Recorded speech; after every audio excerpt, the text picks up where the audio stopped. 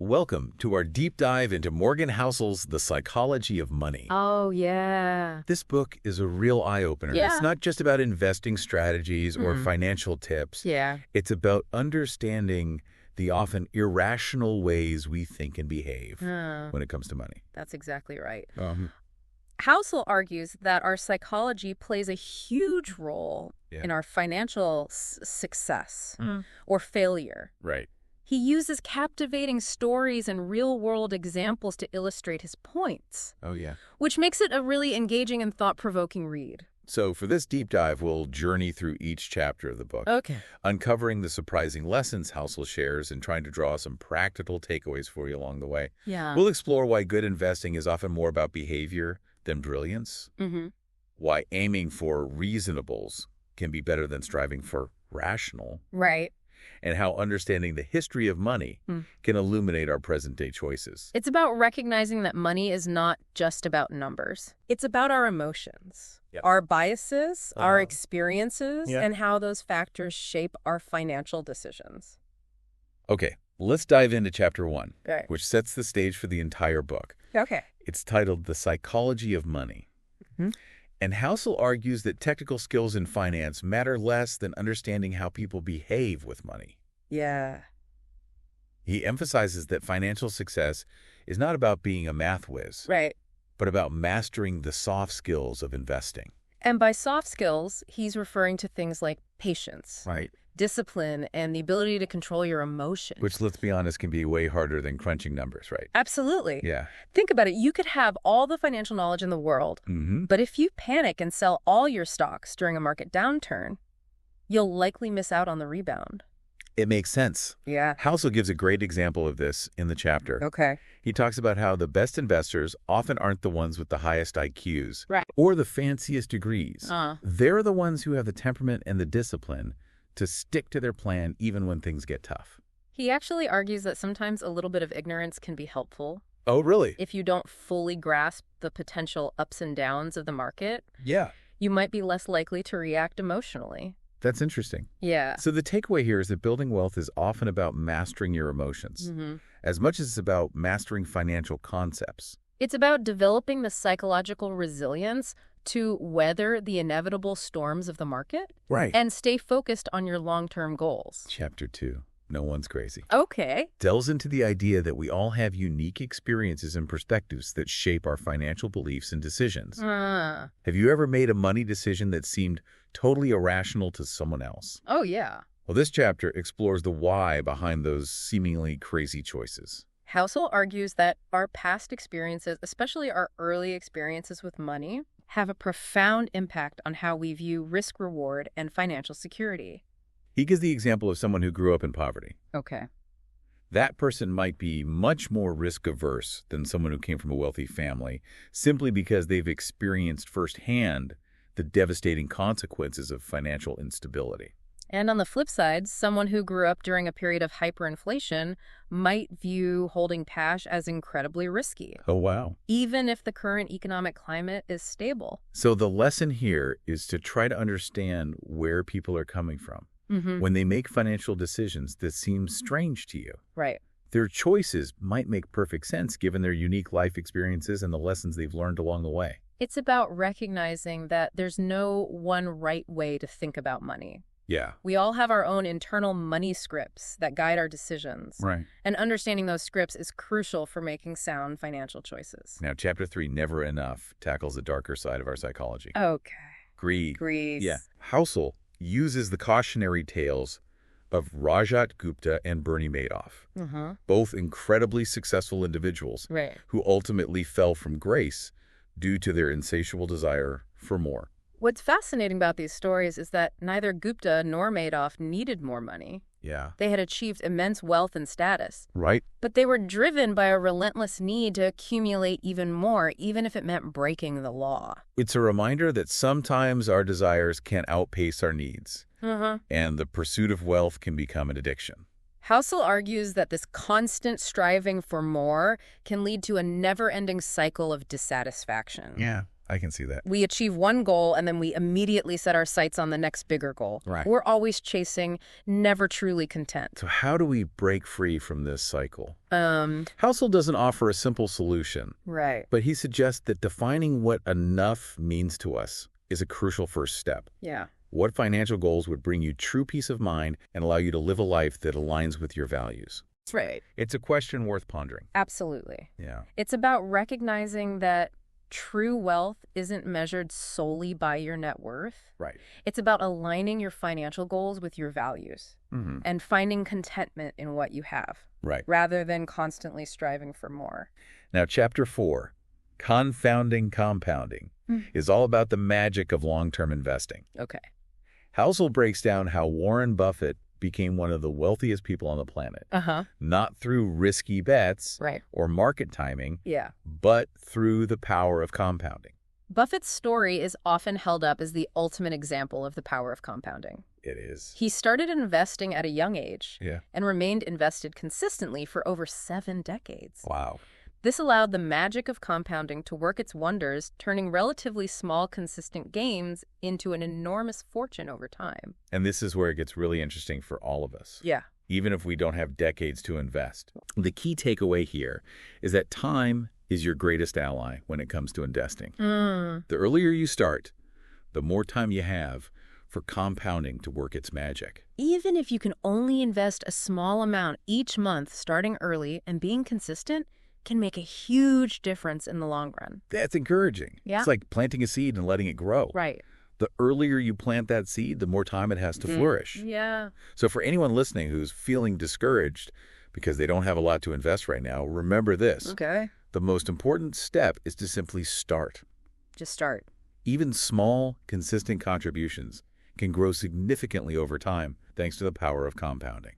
And the beauty of compounding is that it's not just about your initial investment. It's also about the returns on your returns. Right. Those returns get reinvested, and they generate their own returns, creating a snowball effect over time. Chapter 5, Getting Wealthy versus Staying Wealthy, contrasts the stories of 2 investors. Jesse Livermore, a speculator who made and lost multiple fortunes. Right. And you guessed it, Warren Buffett. Yeah. Who has maintained his wealth for the long haul. Housel uses these contrasting stories to illustrate that there's a big difference between earning high returns and the ability to hold onto wealth over time. Yeah. Livermore was brilliant at timing the market and making big bets, but he lacked the temperament and discipline to stay wealthy. So he was good at the getting wealthy part, Yeah. but not the staying wealthy. Not so much. Buffett, on the other hand, has always focused on long-term value investing. Right. Buying companies he believes in and holding them for the long haul. He understands that the market is inherently volatile and that short-term fluctuations are just noise.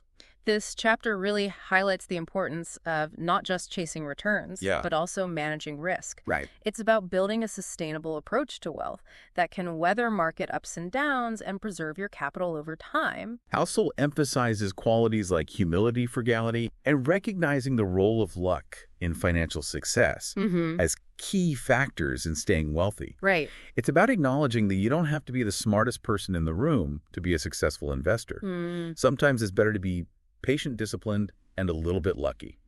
Now, Chapter 6, Tails You Win, dives into the world of tail events, which are those rare but impactful events that can completely disrupt our expectations and have an outsized influence on outcomes. Yeah, like what kinds of things? Think about things like the invention of the internet, the 2008 financial crisis, or even a global pandemic. Wow, yeah.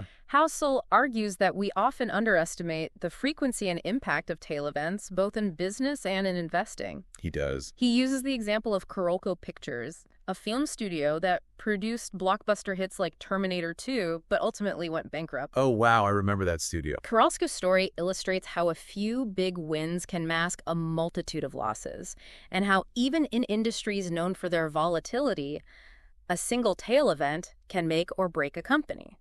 The chapter actually uncovers a pretty sobering statistic. Oh. Most public companies fail. Yeah, that's true. That's a stark reminder that success isn't always linear. Right. And even in seemingly stable industries, there's a high degree of uncertainty. Okay. So how do we navigate a world where unpredictable events can have such a huge impact on our financial lives? Housel suggests that instead of trying to predict the unpredictable, we should focus on building robustness into our plans. What does that look like? That means having a margin of safety, Okay. diversifying our investments, and being prepared to adapt to changing circumstances. It's about recognizing that we can't control everything, Right. but we can control how we prepare for and respond to unexpected events. Exactly. Chapter 7, Freedom, shifts gears a bit Okay. and explores a more philosophical side of money. Housel argues that money isn't just about numbers, it's about the freedom it can provide. I like that. He shares personal anecdotes about leaving a high-paying but soul-crushing job to pursue a career that offered him more autonomy and fulfillment, even if it meant earning less money in the short term. This chapter really resonated with me. Yeah. It's a powerful reminder that financial well-being isn't just about accumulating wealth. Right. It's about using money as a tool to create a life that aligns with your values and gives you the freedom to pursue your passions. Housel encourages us to think about how we can use money to buy back our time, whether it's by starting a business, Right. pursuing a creative passion, or simply spending more time with loved ones. It's about recognizing that time is our most valuable asset. Yeah. And money can be a powerful tool for freeing up that time to do the things that matter most to us. Now, Chapter 8, Man in the Car Paradox, tackles the psychology behind status symbols. Okay. You know, those things we buy to impress others or to signal our success. Ever felt a pang of envy when you see someone driving a fancy car or wearing a designer watch? Oh, yeah, all the time. We often equate outward displays of wealth with success and happiness. But Housel challenges this notion with what he calls the man in the car paradox. He points out that the person driving that luxury car might be financially stretched, loaded with debt, and secretly miserable, Oh, wow. while someone living a more modest lifestyle could be quietly building wealth and living a life of contentment. That's a really good point. It's a brilliant observation. It is. We tend to judge wealth by what we see, Right. but we often overlook the unseen sacrifices and potential struggles that lie beneath those shiny exteriors. True wealth, Housel argues, often looks pretty ordinary from the outside. So it's not about keeping up with the Joneses. No, not at all. It's about aligning your spending with your values, not with the expectations of others. Right. It's about finding contentment in what you have, rather than constantly trying to keep up with the Joneses. Chapter 9, Save Money, builds on this idea and encourages us to reframe our view of saving. Okay. Instead of seeing it as a chore or a sacrifice, Housel suggests that saving can be a powerful act of creating financial energy that gives you options and flexibility. I like that. Think of it this way. Every dollar you save is a dollar you don't have to earn in the future. Right. It's a dollar that can work for you, earning interest or investment returns. He also emphasizes that saving is not just about investing. Oh. It's about having a cushion for unexpected expenses, avoiding lifestyle inflation, and having the freedom to pursue opportunities when they arise. So it's about being prepared. Yeah. It's about having the financial security to say yes to the things that matter and no to the things that don't. Right. Housel shares a great anecdote in this chapter about how he once turned down a lucrative job offer. Really? Because he had enough money saved to say no without worrying about the financial consequences. That financial freedom allowed him to pursue a path that was more aligned with his values and interests. It's a powerful reminder that saving isn't about deprivation. Right. It's about empowerment. Yeah. It's about giving yourself the freedom to make choices that align with your values and goals. Now, Chapter 10, Reasonable Rational, challenges the conventional wisdom that all financial decisions should be based on cold, hard logic. Interesting. Housel argues that striving to be pretty reasonable with your money can be more effective in the long run. It's about acknowledging that we are emotional beings. Right. And that factors like fear, greed, and personal circumstances will always play a role in our decision-making. He uses the fascinating example of Julius Wagner-Jauregg, a doctor who intentionally infected patients with malaria to treat syphilis back in the early 20th century. Wow, what? This treatment, while seemingly irrational and even dangerous on the surface, was actually based on a deep understanding of the disease. Okay.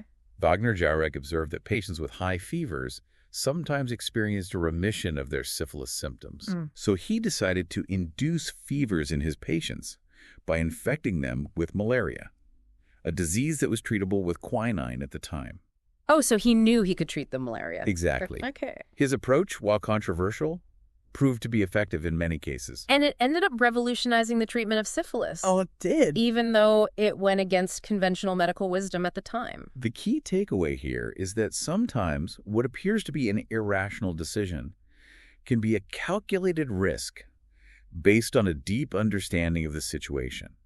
And sometimes those calculated risks lead to breakthroughs and positive outcomes. It's a reminder that we don't always have to be perfectly rational with our money. Right. Sometimes it's okay to let our intuition and our understanding of the bigger picture guide our decisions. So what does this all mean for you, the listener? Yeah, good question. As we move forward in our deep dive, think about your own financial decisions. Okay. Are you always striving for perfect rationality? Or are you allowing yourself to be reasonably influenced by your emotions, your experiences, and your own unique understanding of the world? That's something to think about. It is. Yeah. Welcome back to our deep dive into the psychology of money. Yeah, in this part, we're going to delve into some more of the compelling stories and examples that Housel uses to illustrate the often surprising ways our minds work when it comes to money. One story that really struck me was the tale of Rick Guerin. Okay. A close friend and early investor in Warren Buffett's Berkshire Hathaway. Oh, yeah. This one's a classic example. It is. Of how impatience can really backfire in the world of investing. Exactly. Guerin was brilliant, successful, and had a knack for picking winning stocks. Okay. But he was also impatient. So he wanted to get rich quick. He did. He wanted to get rich quickly. Okay. And he wasn't afraid to use leverage to try to amplify his returns. So he ended up borrowing money to buy more stock, thinking he could multiply his gains. Precisely. And for a while it worked. But then the market took a downturn in the early 1970s, and Guerin faced margin calls. Oh, no. That meant he had to either put up more money or sell some of his stock to cover his losses. Ouch. I bet that was painful. He was forced to sell his Berkshire Hathaway stock at a significant loss to meet those margin calls. That's the stock that's now worth, what, hundreds of thousands of dollars per share? You got it. And Housel points out that Buffett, in contrast, was patient and disciplined. Right. He knew that wealth building takes time, and he wasn't swayed by short-term market fluctuations. It's easy to look back now and see how Guerin's impatience cost him a fortune. Right. But I imagine it was a lot harder to stay calm and collected when the market was tanking. That's the challenge, isn't it? Yeah, it is. Our emotions can get the better of us, Right. especially when we see our hard-earned money seemingly disappearing.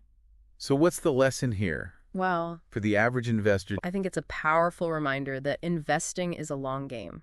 Okay. It's about having a plan, sticking to it, and not letting your emotions drive your decisions. So have a plan. And stick to it. Right. And it's about understanding your own risk tolerance. Right. Not everyone is comfortable with the same level of volatility, and using leverage can significantly amplify those swings. Another story that Housel uses to illustrate the power of unconventional thinking is the story of Julius Wagner Jareg, the doctor who won a Nobel Prize for a rather unique treatment for syphilis. This is the malaria one, right? Yeah. Back in the early 1900s, syphilis was a devastating disease with no known cure. Right. Wagner Jareg observed that patients with high fevers sometimes experienced a remission of their syphilis symptoms. So he thought, why not induce a fever on purpose? Exactly. And the way he did that was by intentionally infecting patients with malaria. Now, that sounds crazy, right? Yeah. But Wagner Jareg knew that malaria was treatable with quinine. So it was a calculated risk. Exactly. He was essentially fighting fire with fire. Yeah. His approach, while controversial, proved to be effective in many cases. And it ended up revolutionizing the treatment of syphilis. It did. Even though it went against conventional medical wisdom at the time. It's a reminder that sometimes what seems irrational on the surface can be a brilliant solution if it's based on a deep understanding of the problem. And maybe a little bit of courage to go against the grain. Absolutely. Now, shifting gears a bit, let's talk about the concept of room for error. Okay. Which Housel emphasizes throughout the book. This is about building in a buffer into your financial plans to account for the unexpected right. Exactly. Housel argues that no matter how well we plan, life is inherently unpredictable. It is. We might experience unexpected job losses, medical emergencies, market crashes, or any number of unforeseen events. And if we haven't prepared for those contingencies, those events can really throw us off course financially. That's why it's so important to have a margin of safety. Okay, so what does that look like? This could mean having an emergency fund, Okay. Not taking on more debt than you can comfortably handle, Uh-huh. or having a backup plan for your career. It's also about being realistic about your investment returns. Right? Don't assume you'll earn the highest possible return year after year. No. Factor in the possibility of market fluctuations. Right. And build in a cushion to protect yourself from potential losses. Housel uses a great analogy to illustrate this concept. Oui. He compares investing to playing blackjack. Okay, I can see where this is going. Even the most skilled blackjack players know they can't win every hand. Right. They factor in the possibility of losing and manage their bets accordingly. So just like a skilled blackjack player, a smart investor shouldn't go all in on every investment. Exactly. They should diversify and manage risk and always have a little something in reserve in case things don't go as planned. Exactly. It's about being prepared for the inevitable ups and downs of the market. Yeah. Not letting those fluctuations derail your long-term plans. Speaking of things we can't control, Okay. Housel also emphasizes the importance of recognizing the role of luck in financial success. We often attribute success solely to skill and hard work, Yeah. but chance events can play a significant role. He gives the example of Bill Gates, who happened to attend one of the only high schools in the country at the time that had access to computers. If Gates hadn't had that early exposure to computers, his path might have been very different, Wow, yeah. and Microsoft might not exist as we know it. It's a reminder that while hard work, talent, and education are all important factors in success, Yeah. we shouldn't discount the role of serendipity and circumstance. It's not about dismissing the importance of effort, Right. but about acknowledging that sometimes being in the right place at the right time can make a huge difference. And it's about staying humble Right. and recognizing that even the most successful people have benefited from some degree of luck along the way. Now let's shift gears again. And talk about the concept of enough, which is one of the most profound ideas in the book, in my opinion. I agree. In a society that's constantly bombarding us with messages about needing more, bigger, better, Housel challenges us to define what truly matters to us. He argues that the relentless pursuit of wealth can become a trap, Right. leading to a perpetual cycle of dissatisfaction. We achieve one goal, Yeah. and then we immediately set our sights on the next bigger goal. Right. It's like we're on a treadmill, always running, Yeah. but never really getting anywhere. So how do we break free from this cycle? That's a good question. Housel encourages us to ask ourselves a simple but powerful question. What's the question? What does enough look like for me? Okay. What financial goals would bring me true peace of mind Right. and allow me to live a life that aligns with my values? Okay. What do I truly value? What would make me feel content and secure? Those are great questions to reflect on. They are. It's easy to get caught up in the comparison game and constantly strive for more. Right. But taking the time to define your own version of enough can be incredibly liberating. It's about recognizing that true wealth isn't about having the most money or the most stuff. Right. It's about having the resources to live a life that is meaningful to you. And it's about finding contentment in what you have. Yes. Rather than constantly chasing after what you don't. Now, this leads us to another crucial aspect of financial well-being, Okay. aligning your money with your values. Right. Housel emphasizes that money is a tool, and it should be used to support the life you want to live, not the other way around. Too often we let our spending dictate our lives instead of using our money to create the life we want. Right. Housel shares his own personal philosophy, Okay. which prioritizes financial independence and the freedom to pursue his passions. He's not trying to keep up with the Joneses or impress anyone with fancy cars or extravagant vacations. Right. He's focused on living a life that is authentic to him and using his financial resources to support that vision.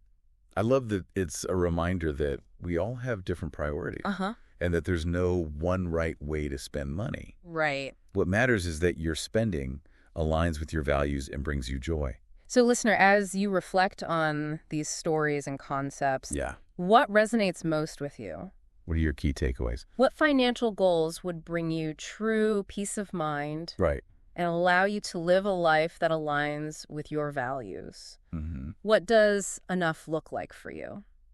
Take some time to ponder these questions. Yeah. And we'll continue our discussion in part 3, where we'll explore some more specific strategies Okay. for putting these lessons into practice. And we'll talk about how to build a financial future that is aligned with your unique needs and aspirations. It's going to be good. Stay tuned. Welcome back to The Deep Dive, We're wrapping up our exploration of Morgan Housel's The Psychology of Money. And in this final part, we want to shift gears from exploring the why to focusing on the how. Yeah. We've uncovered a lot about the psychological factors that influence our financial decisions. Yeah. But now let's talk about how to actually apply these insights to your own life. You know, it's one thing to understand the concepts, Right. but it's another thing entirely to put them into practice. It is, yeah. It can feel a little overwhelming, especially when you're first starting out. Absolutely. But the good news is that Housel doesn't just leave us with a bunch of theories. Okay. He actually provides some really practical advice throughout the book. Okay, good. Advice that anyone can use regardless of their financial situation.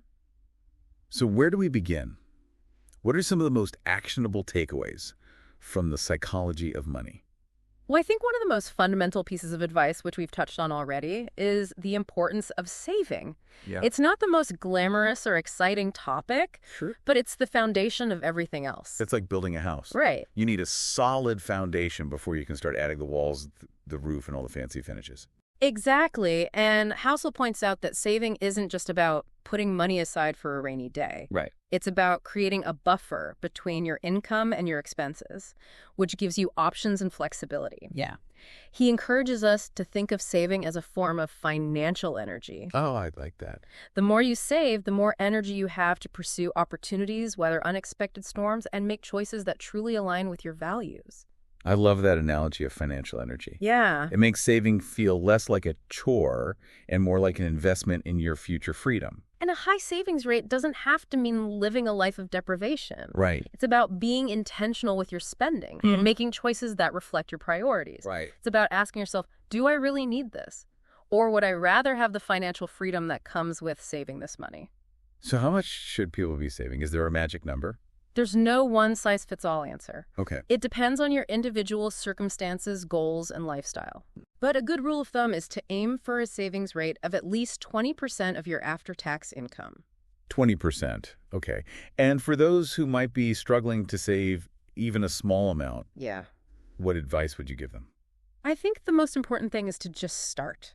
Yeah. Even if you can only save a few dollars a week, it's better than nothing. Right. And as your income grows, you can gradually increase your savings rate. Oh, okay. You can also explore ways to reduce your expenses. Uh-huh. Even small cuts can add up over time. And don't underestimate the power of automating your savings. Oh, that's a good tip. Set up automatic transfers from your checking account to your savings account each month. Yeah. That way you're less likely to spend the money before you have a chance to save it. Now, once you have some savings, the next step is to invest it wisely. Right.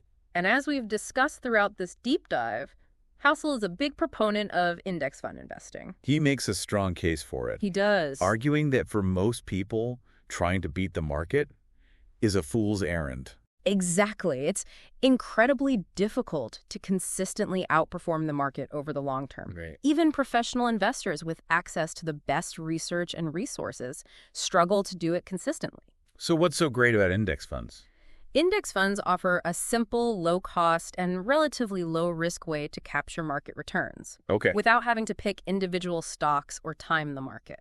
And one of the biggest advantages of index fund investing is that it aligns perfectly with the principles of patience and long-term thinking that Housel emphasizes throughout the book. Exactly. So instead of trying to get rich quick, Right. you're essentially betting on the long-term growth of the economy. Precisely. And remember, time is your greatest ally when it comes to investing. Right. The earlier you start, the more time you have for compounding to work its magic. Even if you can only invest a small amount each month, starting early and being consistent can make a huge difference in the long run. Yeah. You're essentially planting a seed and giving it time to grow. Now, investing is just one part of the puzzle. Another crucial aspect of financial well-being is managing risk. Yeah. Housel emphasizes the importance of avoiding what he calls ruinous risk. What exactly does he mean by that? He's talking about the types of risks that can wipe you out financially and prevent you from participating in future opportunities. So things that could really set you back. Yeah, things like taking on excessive debt, investing in highly speculative assets, or putting all your eggs in one basket. So it's not about avoiding risk altogether. Right. It's about understanding the risks you're taking and making sure you're not exposing yourself to potentially catastrophic losses. Exactly. Housel argues that it's often better to miss out on a potential upside than to suffer a devastating loss. Oh, yeah. It's about preserving your capital so that you can continue to invest and grow your wealth over time. He uses a great analogy to illustrate this point. Oh, yeah. He compares managing risk to driving a car. Okay. You wouldn't drive down the highway at 100 miles per hour with your eyes closed, right? Of course not. Because the potential consequences of a crash are too great. Right. And that same principle applies to investing. Yeah. You need to be aware of the potential risks. Manage your speed and always have a plan for what to do if things go wrong. So how can we build in that margin of safety that Housel talks about? Well, there are a few key strategies. Okay. First, make sure you have an emergency fund. Okay. This is a stash of cash that you can tap into if you lose your job, have a medical emergency, or face any other unexpected expense. Okay. Aim for 3 to 6 months of living expenses. All right. Good advice. Second. Second, don't invest more than you can afford to lose. Right. Only invest money that you won't need in the short term. Okay. That way, if the market takes a downturn, you won't be forced to sell your investments at a loss. And third. And third, consider insurance. Okay. Insurance can help protect you from financial ruin in the event of a major disaster, like a house fire, a car accident, or a serious illness. Housel also talks about the importance of planning for the unexpected, even those events that seem unlikely. Yeah, it's about acknowledging that we can't predict the future with certainty. Right. So we need to build in a buffer to protect ourselves from those unforeseen circumstances. So to sum up, it's not just about earning money. Right. It's about managing that money wisely, saving consistently, investing intelligently, and protecting yourself from potentially devastating risks. And all of these practical strategies are underpinned by the psychological principles we've been discussing throughout this deep dive. It's about understanding your own money psychology, Right. recognizing your biases, Yeah. controlling your emotions, and making decisions that are aligned with your long-term goals. Because ultimately, financial success is not just about numbers. It's about mastering your mindset. And using your money as a tool to create the life you want. This deep dive has given you the knowledge and the inspiration to do just that.